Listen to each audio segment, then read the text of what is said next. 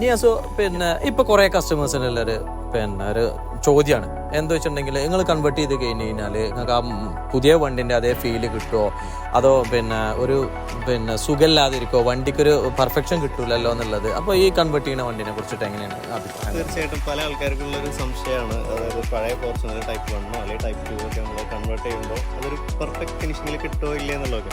അപ്പോൾ നമ്മൾ ബാംഗ്ലൂരിൽ നിന്ന് വന്ന ഒരു വണ്ടി നമ്മൾ കംപ്ലീറ്റ് ചെയ്ത ഒരു വണ്ടി ഉണ്ട്.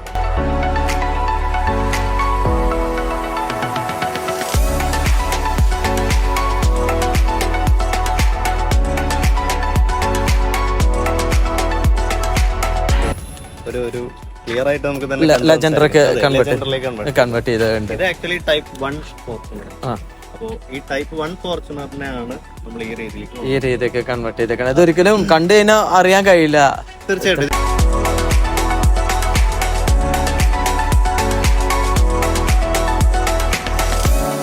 ഇതില് ഈ ബോഡി പാർട്ട് ലെവലിൽ എന്തൊക്കെയാണ് നമ്മൾ മാറ്റിയിട്ടുള്ളത്, എന്തൊക്കെ ഐറ്റംസ് ആണ് മാറിയിട്ടുള്ളത്? ബോഡിയിൽ നമ്മൾ ശരിക്കും പറഞ്ഞു കഴിഞ്ഞാൽ ഇതിപ്പോ 2009-10 മോഡൽ വണ്ടിയാണ്.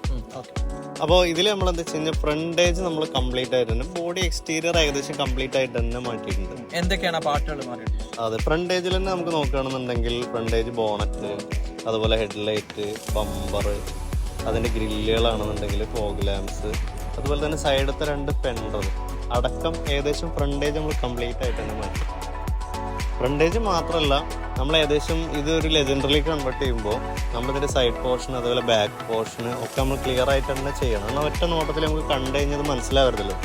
അപ്പോൾ നമ്മൾ ഏകദേശം സൈഡിലത്തെ 2 മിറർ കംപ്ലീറ്റ് ആയിട്ട് തന്നെ ചേഞ്ച് ചെയ്യും. അപ്പോൾ റൂഫ് റെയിൽ ഇതിൻ്റെ പഴയ മോഡൽ മാറ്റി നമ്മൾ പുതിയ മോഡലിലേക്ക് തന്നെ ഓയിൽ ടൈപ്പിൽ തന്നെ യൂസ് ചെയ്യാം. അതേപോലെ തന്നെ പിന്നെ നമ്മൾ സൈഡ് പോർഷനിലേക്ക് വരികയാണെന്നുണ്ടെങ്കിൽ സൈഡ് പോർഷനാണ് ശരിക്കും പറഞ്ഞാൽ കുറച്ച് ടഫായിട്ടുള്ള പോർഷൻ. സൈഡ് പോർഷൻ പൊതുവെ അങ്ങനെ അധികാരം ചെയ്തിട്ടില്ല. അപ്പോൾ നമ്മൾ ഇപ്പം നമുക്കറിയാലോ, നമ്മൾ ഇന്ത്യയിൽ ഫസ്റ്റ് ആയിട്ട് തന്നെ നമ്മളാണ് ചെയ്തത്. ഫസ്റ്റ് വീഡിയോ കണ്ടിട്ടുണ്ട്, ഒരുപാട് ആൾക്കാർ അഭിപ്രായം കമന്റും കാര്യങ്ങളൊക്കെ വന്നിട്ടുണ്ട്. ഇതുവരെ ഇങ്ങനത്തെ ഒരു ലെവലില് വണ്ടി ചെയ്തേ കണ്ടിട്ടില്ല. ബാക്കിലെ ക്വാർട്ടർ ഗ്ലാസ് ഒക്കെ എത്രയും മാറ്റാൻ പറ്റണത് കണ്ടിട്ടില്ല എന്നുള്ളതൊക്കെ. കാരണം ഫ്രണ്ടും ബാക്കും മാത്രമായിട്ടുള്ളൂ അധികം ആൾക്കാർ ഈ ലെജൻഡർക്ക് മാറുകയാണെങ്കിലും കണ്ടിട്ടുള്ളൂ. ഈ ബാക്ക് പോർഷൻ ഒക്കെ മാറ്റിയിട്ടുള്ള ഒരു വണ്ടി ഫസ്റ്റ് ഇവിടെ ഇങ്ങനെ നമ്മള് ഡ്രൈവിലാണ് ചെയ്തിട്ടുള്ളത് എന്നുള്ളത് കണ്ടിട്ടുള്ളത്. അതെ, ഇതില് ബാക്ക് സൈഡ് പിന്നെ എന്തൊക്കെയാണ് മാറുന്നത്? ബാക്ക് സൈഡിൽ നമ്മൾ നമ്മൾ സൈഡ് പോർഷൻ കംപ്ലീറ്റ് ആയിട്ടാണ് മാറുന്നത്. അപ്പോൾ സൈഡ് പോർഷനിലേക്ക് നമുക്ക് നോക്കുമ്പോൾ ആ ഡോറിന്റെ ഷേപ്പ്, ക്വാർട്ടർ പാനലിന്റെ ഷേപ്പ്, ഇതൊക്കെ ശരിക്കും പുതിയ മോഡലിൽ വരുമ്പോൾ എൻറ്റയർലി മാറും. അപ്പോൾ അതൊക്കെ നമ്മൾ ഏകദേശം അതുപോലെ തന്നെ അങ്ങനെ എടുക്കണം. അപ്പോൾ അതിലെന്താ വെച്ച് കഴിഞ്ഞാൽ അതൊക്കെ ഒറിജിനൽ പാർട്സ് തന്നെ വെച്ചിട്ട് നമ്മൾ എന്ത് ചെയ്യണം, അങ്ങോട്ട് റീപ്ലേസ് ചെയ്യണം. കുറച്ച് റിസ്കി ടാസ്ക് ആണെന്നുണ്ടെങ്കിലും കണ്ടു കഴിഞ്ഞാൽ നമുക്ക് കറക്റ്റ് നമുക്ക് ആ ഒരു ലെജൻഡർ ഫീലിലേക്ക് തന്നെ വണ്ടി കൊണ്ടാണ്.